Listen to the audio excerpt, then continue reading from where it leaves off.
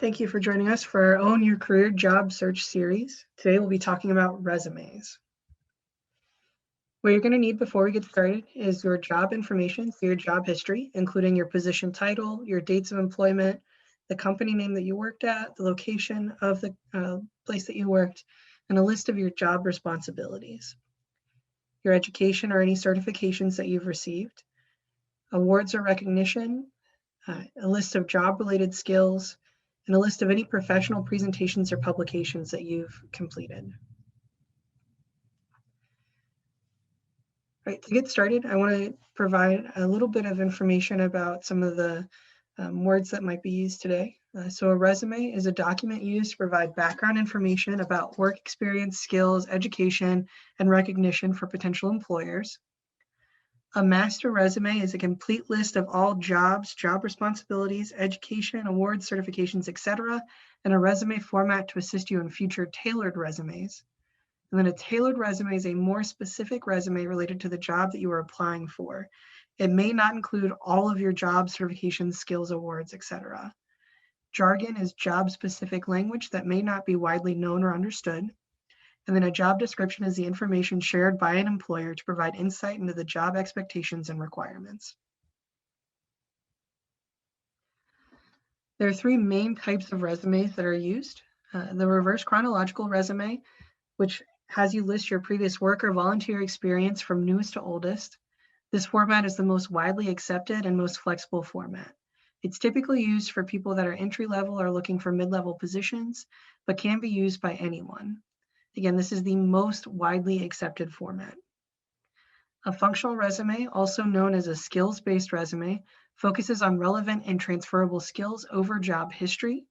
This format is geared more towards people that may not have a robust work history or may have large gaps in employment, but have developed skills related to the position or positions that they are applying for. And then a combination resume merges the aspects of both a chronological and functional resume. Typically, this format is reserved for people that have extensive experience in a given industry, and it's more focused on specific qualifications and highlights relevant skills and work experience over education. Today, we're going to be focusing on the reverse chronological because that, again, is the most widely accepted format for a resume. The parts of our resume are contact information, your name, address, phone number, email, and when appropriate, social media. Social media is also an optional thing that you can add. If you have a digital portfolio, that's also where you would put your digital portfolio link. A resume introduction, which sets the tone for your resume and can provide a quick look at what you bring to the table. We're going to talk a little bit more about some different types of resume introductions here in a minute. Relevant work experience. This should be tailored to the positions that you're applying to.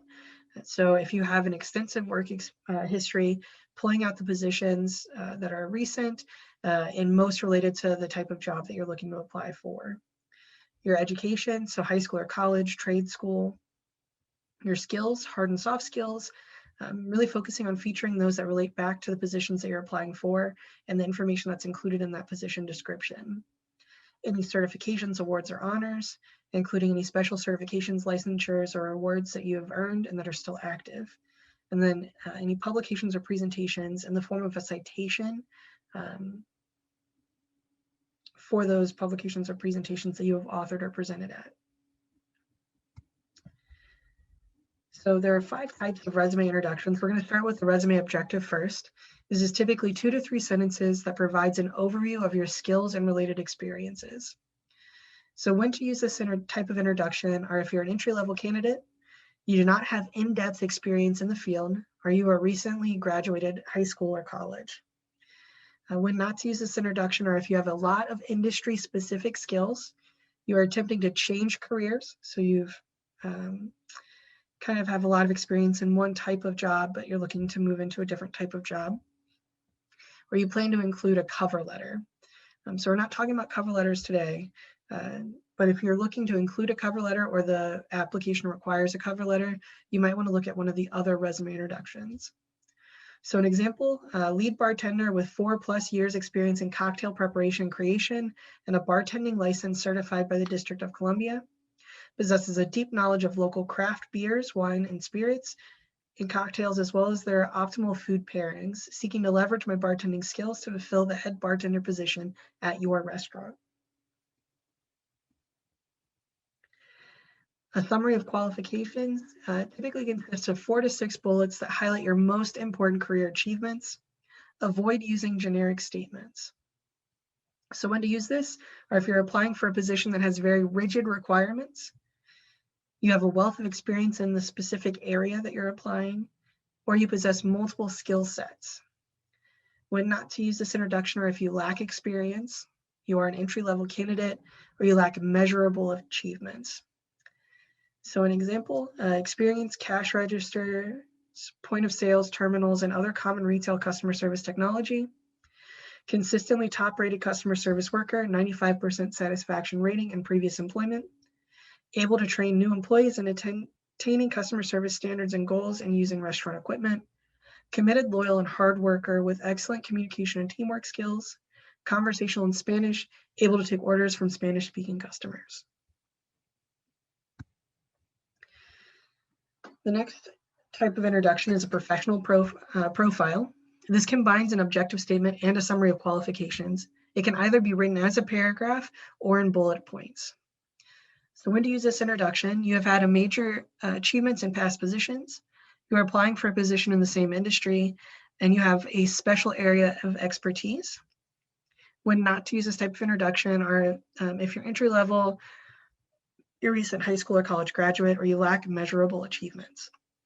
So for example, a machine operator with 6+ years of experience monitoring and operating machines in a manufacturing setting, proficient at determining faults and conducting repairs, possess excellent communication skills and can operate forklifts, maintained a 100% safety record throughout my career. The next option is a resume summary. This uses 3 to 5 bulleted sentences that include a bolded subheading and quantifiable data to guide hiring managers. So a bold subheading would be your first word or two, and then the quantifiable data is using some sort of number or statistic, some measurable piece from your previous employment. This could be from customer satisfaction surveys, from your quota or processing information. So when you would use this is if you have many accomplishments to emphasize, you have a broad range of hard and soft skills, you have experience that can be quantified effectively.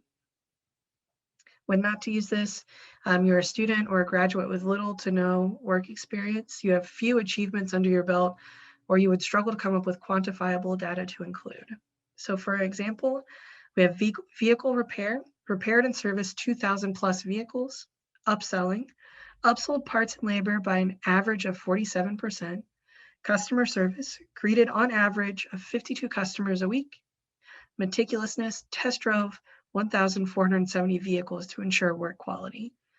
So in that first bullet, the bolded subheading would be vehicle repair, and then that quantifiable data would be the repaired and serviced 2,000+ vehicles. The last type of introduction is an about me. It's similar to a resume summary, but intended to be more conversational in tone. It typically consists of 3 parts: an introduction, relevant qualifications, and a summary of career goals. For example, energetic cashier with 6+ years of experience providing exceptional customer service, handling accounts, and managing inventory. Streamlined the accounting process in the store, improving efficiency by 24% while reducing the cost of operations by 30%. Having received the Employee of the Year award for 3 consecutive years, seeking to leverage my professional expertise and strong people management skills to secure a job as a head cashier. It's up to you to choose which type of resume introduction fits your skill set and the type of position that you're applying for. Now I want to talk a little bit about writing good bullet points and your relevant work experience. Typically, each position should have around 3 to 5 bullet points of your main job responsibilities and achievements. There are 3 parts to a strong bullet point, starting with an action verb, a quantifiable point, and then a specific relevant job duty. Try to relate these action verbs and bullet points back to keywords from the job description. For example, train 6+ cooks, managing their ticket times, and guaranteeing quality of product at all times.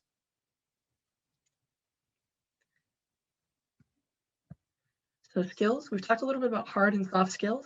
Hard skills are skills that can be measured, like knowing how to use a point of sale system or speaking another language, while soft skills tend to be more person-centered, like being a team player or having good time management. It's important to highlight both types of skills in your resume, and these can also be tailored to the job description as well.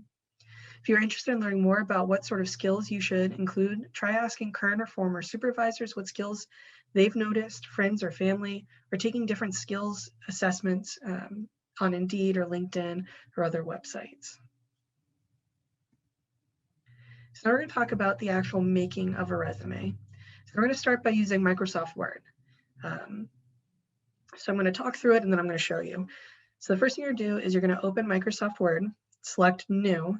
In the search bar, type resume, and then we're going to select the modern chronological resume from the options, and then hit create.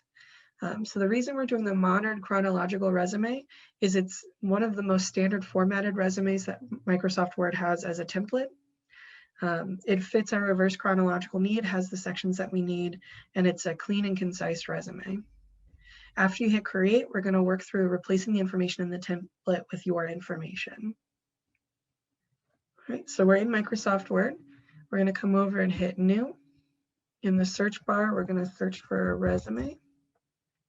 We're going to select the modern chronological resume and then hit create.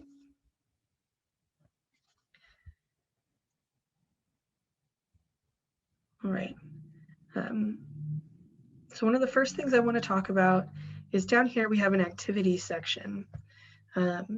You can list your relevant passions or activities. Typically, it's not needed. You can put volunteer experience here if you'd like, or you can change this to awards or recognition, even certifications. So I'm going to change this to certifications. Now, if we come back to the top, the first thing you'll notice is your name. So you'll need to put in your first and last name. And then we get into our contact information. So you'll want to put in your address. So that could be home or mailing address, your phone number, whichever number it's going to be easiest for them to reach you at, if that's your cell phone or your home phone. And then your email address. You can include the link to your LinkedIn profile if you have one, or to a professional blog or portfolio, or other social media if it's appropriate for the position that you're applying for.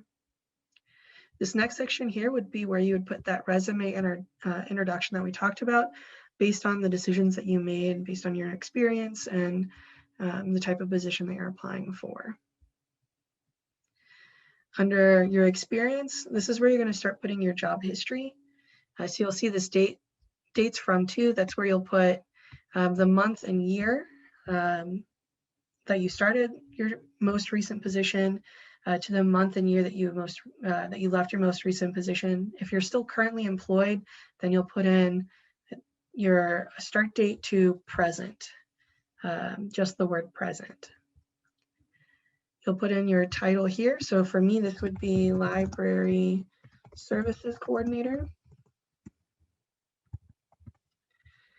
And my company would be the Suffolk Public Library.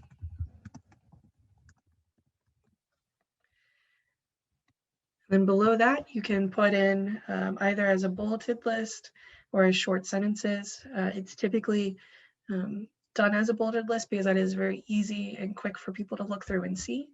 If you need to add bullets, you can go up here and press the bullets button, and you'll do your 3 to 5 bullets based on your job responsibilities and the ones that are most relevant to the type of position you're currently applying for.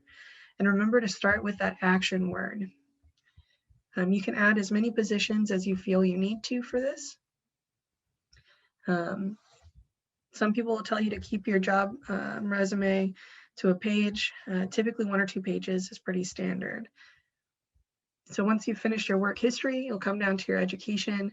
If you've completed some college or you've obtained a college degree, then you put your highest level obtained. If you haven't completed college, then you'll want to include your high school degree.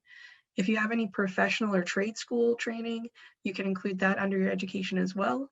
And you can include some specific information about your GPA, any awards or honors that you received, or anything that was of note for that educational experience.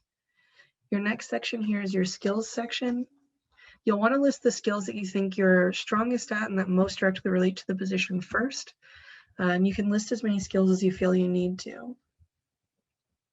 And again, keeping it as a bulleted list is pretty standard. And then for your awards or certifications, typically this will also be a bulleted list. So you can highlight it and turn it into a bullet up here. Once you've included all of the information that you feel is relevant, that helps tie in your experience in the job posting, you'll want to go ahead and save this. If you're working on a computer at the library, you'll want to make sure that you save a copy as a Word document and as a PDF, and then save those either to a flash drive or email them to yourself. If you're working from a personal computer, I still encourage you to save a copy as a PDF and use the PDF copy to submit for any job applications. Using a PDF copy retains the format that you've laid out, so it'll retain the same appearance that you see right now in Word. It also means that nobody can go in and edit or delete or change anything from your PDF copy. Right, so that is using Microsoft Word. Now we're going to talk about using Google Docs. So Google Docs is similar in the way that it works to Microsoft Word, but it is online. So the downside to this is if you don't have internet access, then you can't get to Google. So the first thing you're going to do is go to a Google Drive. So you'll type Google Drive into your web address bar and then sign in or create an account. So if you already have a Google account, you just need to sign in. If you don't, you'll need to go through the steps of creating an account. Once you're in Google Drive, you're going to select New.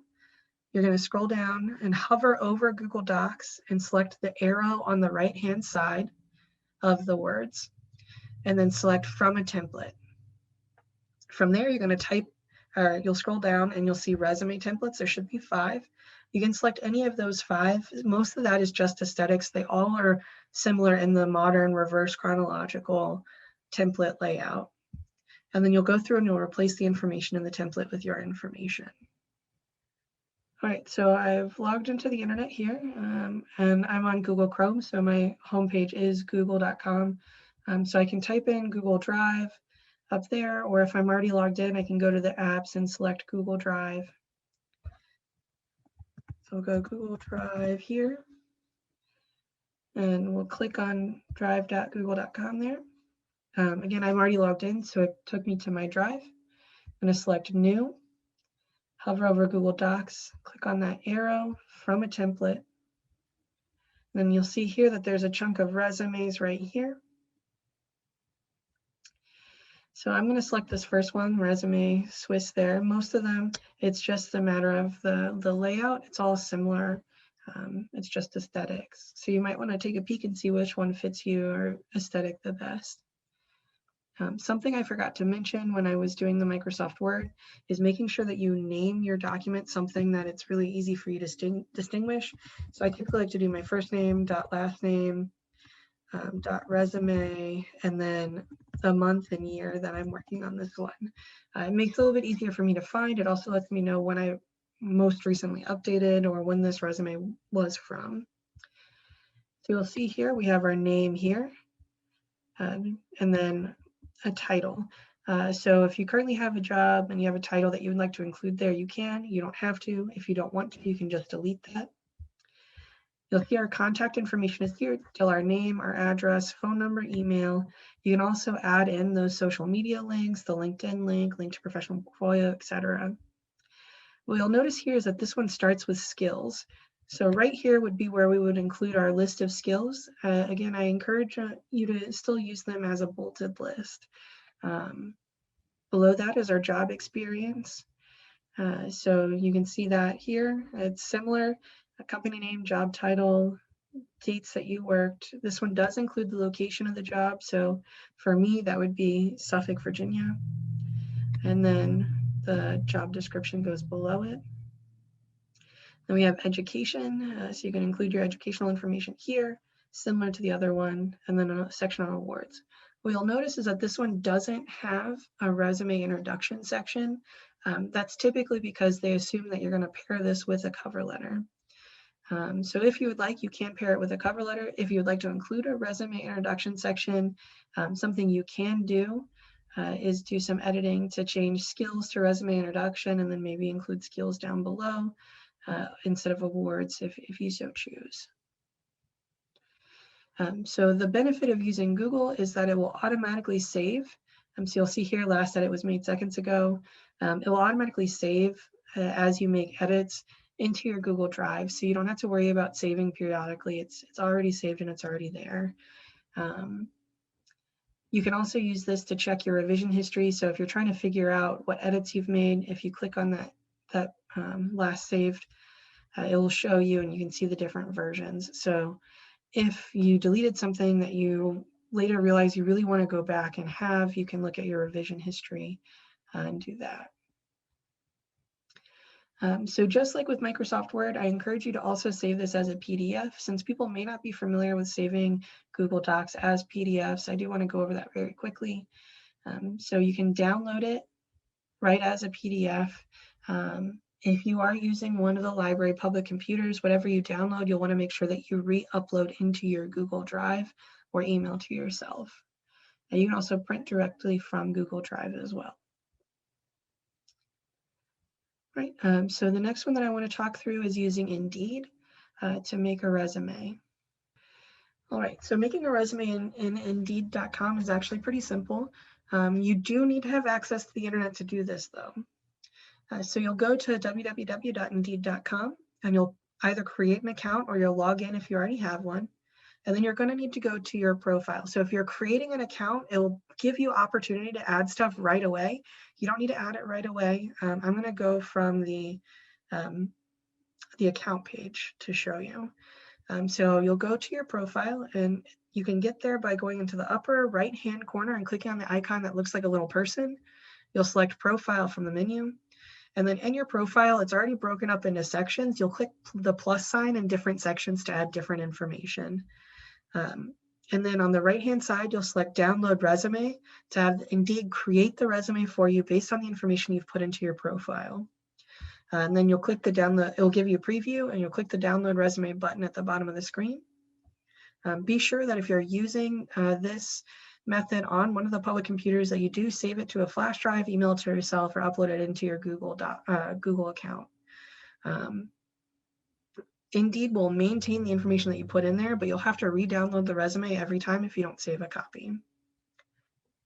Okay, so I'm on Indeed.com. I'm actually already logged in, but this is the main homepage. So I'm going to click on the little person. I'm going to click on profile. And you'll see here that I have a couple of things already put in from when I initially set up my account. I can edit my contact information. I can add a headline or a summary, so you can add that resume introduction. And then I can add work experience. Once I put in a title, so you see here, I already have library services. I can click here to add the name, the city that I'm currently working here, add my dates of employment, and then my position description. And you can add it as a bulleted list as well as a short paragraph. I can add my education. I can add skills. So you can just kind of click through here and add different skills. If you have any certifications or license, you can add that. You can add languages if you've served in the military, awards, groups you belong to, publications that you've submitted, links to your LinkedIn profile, portfolio, all sorts of stuff. So you can add all of that right here. You can also, if you make a resume in another format, you can upload a resume and LinkedIn will, or Indeed will try to pull some of that information from your resume for you. It's not perfect, so you may need to go back in and edit it. So what I'm going to do here is I'm going to download my resume. So it gives me that brief overview there. And then if I click download here, it will download it as a PDF for me. So if I click there, it will pop it up as a separate window. So this looks pretty sparse because I haven't really put a whole lot into it. Just wanted to give enough to give you an idea of what it would look like. So from here, if you're working on a public computer, you'll still want to go ahead and make sure that you save this so you can re-download it, or you can go down into the File Explorer and find this download to save. The benefit of using Indeed to make your resume is that it puts all of your information in your Indeed profile that you can then use to apply for jobs. So it saves you some steps. Indeed will then take all of that information from your profile and upload it into the different applications that you decide to do through Indeed. You can also make your resume public. So then if an employer were searching for people with specific skill sets or experience, Indeed would pull your resume into that search for them. And so employers can then look at your resume without having you immediately apply for a position. That allows employers to invite you to apply for positions as well. And something new that Indeed has is they do a resume review option. So if you click on that resume review, you'll get some feedback on the information that you have included, and they'll give you some information on how to beef it up a little bit or things to think about or consider. Yeah, so that's using Indeed. Right, the last thing I want to talk about is creating a master resume. This resume should include your entire work history, education, certifications, awards, skills, etc. I recommend that you keep it organized using the reverse chronological. That way you can kind of keep an eye on where everything is and make sure that you're keeping it up to date.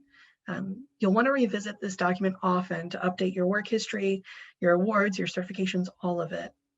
The idea of having a master resume means that it makes it easier the next time you're going to apply for jobs to create tailored resumes, because then you can just copy and paste over the information that you need from that master resume and it will already be in the format that you need it in.